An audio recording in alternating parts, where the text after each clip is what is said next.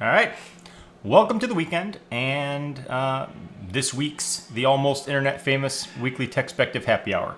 So this week I've got this Mission Hard root beer, and I already said earlier this year that I'm going to stop trying to pretend like I'm some sort of beer or alcohol or whatever connoisseur. I will just say that this is very good. How I would compare it to the Not Your Father's root beer, which is one of my favorite beverages, is that Not Your Father's root beer to me literally tastes like A&W or Barks, like just a commercial off-the-shelf bottled root beer. This one tastes more like a small batch home brew, like when you go to a restaurant and they make their own root beer. It's still very good. It just doesn't have that same like commercial flavor. And this is the higher alcohol content. This is 7.5, and Not Your Father's root beer is 5.9. But enough about the root beer. Let's talk tech. This coming week, Apple is having a big media event.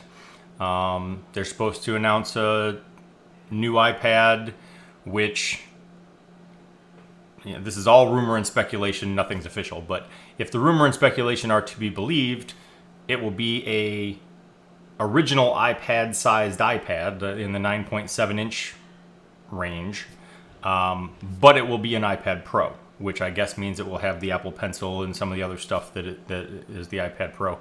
And in that respect, I feel like Apple is following in Samsung's footsteps, and not in a way that I like. In that, Samsung has so many devices.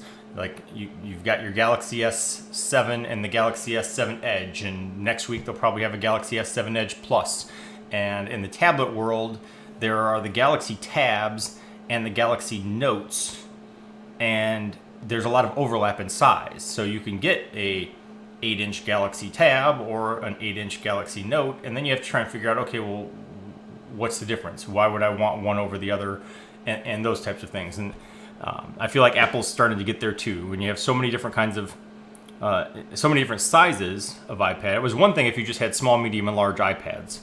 But when you start overlapping the sizes of them as well, and you say, okay, well now we have a 9.7-inch, iPad Air, and a 9.7-inch iPad Pro.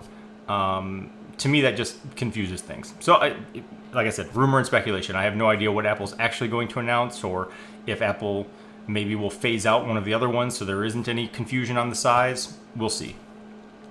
But the big star of the show is supposed to be this iPhone SE. And I have to say, I'm not surprised that Apple is putting focus on the smaller iPhone. If anything, I'm surprised it's taken this long, because it was always my assumption and recommendation to Apple that they do so, because if you go back and you look at some of the stuff I wrote when the iPhone 6 was first introduced, I understand and agree that there was demand there for a larger phone. Samsung was already doing it, other vendors were already doing it, and there is a segment of the population that wanted that larger smartphone and just didn't. The iPhone is too small for them. But that didn't change the fact that as a single device, the iPhone had greater sales and more users than any other device, which means that it was fairly popular in the size that it already was, never mind whether or not there was a demand for a larger size. So it was my assumption and opinion that Apple would create the larger phone to offer an alternative for that segment of the market that wants a larger phone, but that they would also still make the original smaller iPhone. Now, in essence, they've sort of done that, because they've still continued to offer the iPhone 5S as its sort of entry-level device. It's just that it literally has still been the iPhone 5S. So all of the technology in terms of Apple Pay and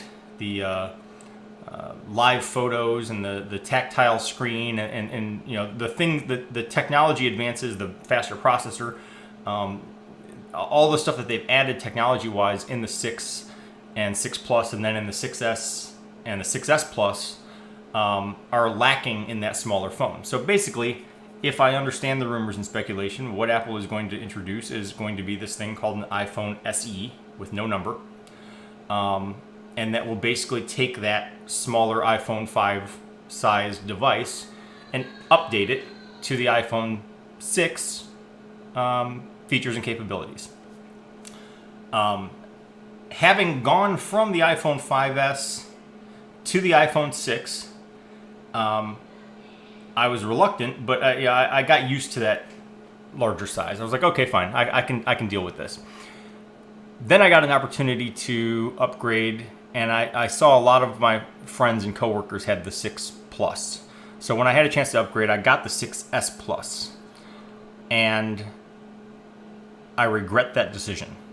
It's a great device, but it literally does sprain my thumb sometimes to like try to reach all around. And I know they've got the feature where you can like kind of double tap the home button and it'll pull everything down to here. Let's go ahead and do that.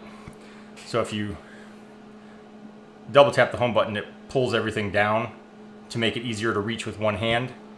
But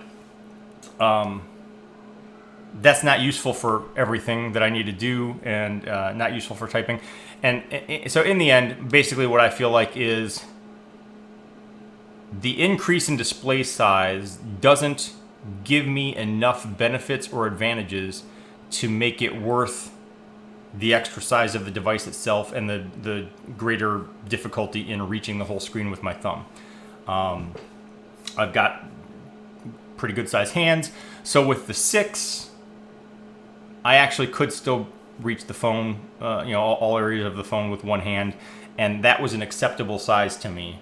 But there again, I don't feel like having that incrementally larger display is really that big a difference or that helpful.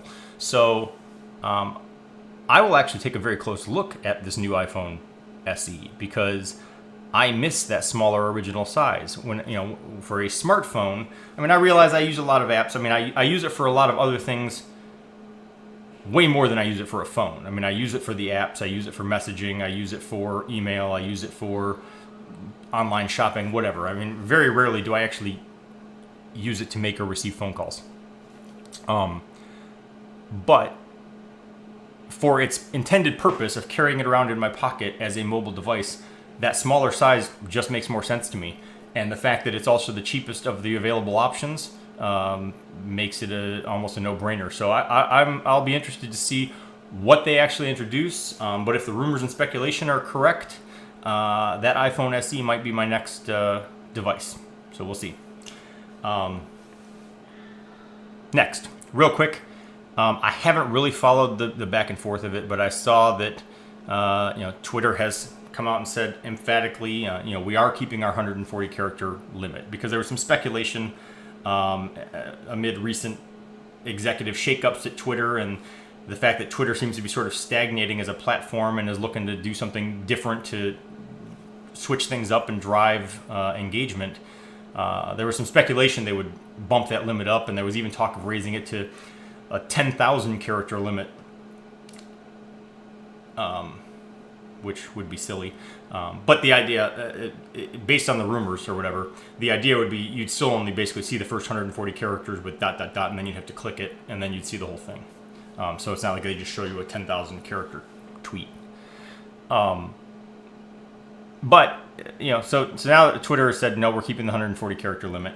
And I have to say, I understand that the platform is, seems to be somewhat stagnating. I understand that there's some controversy and, whatever, about where does Twitter fit in the scheme of social media platforms, and how does Twitter provide value and monetize? I mean, ultimately, it's a business. It has to make money. So how does Twitter monetize what it's doing, drive engagement and figure out how to make money from it? And I get that. But in my mind, that 140 character limit, as frustrating as it was when I first joined Twitter, that sort of defines Twitter for me. I mean, and if you remove that, then it's just Facebook, or it's just, whatever. And I already have Facebook, so I don't need another Facebook. So I think that sticking with that 140 character limit makes sense. I'd be curious.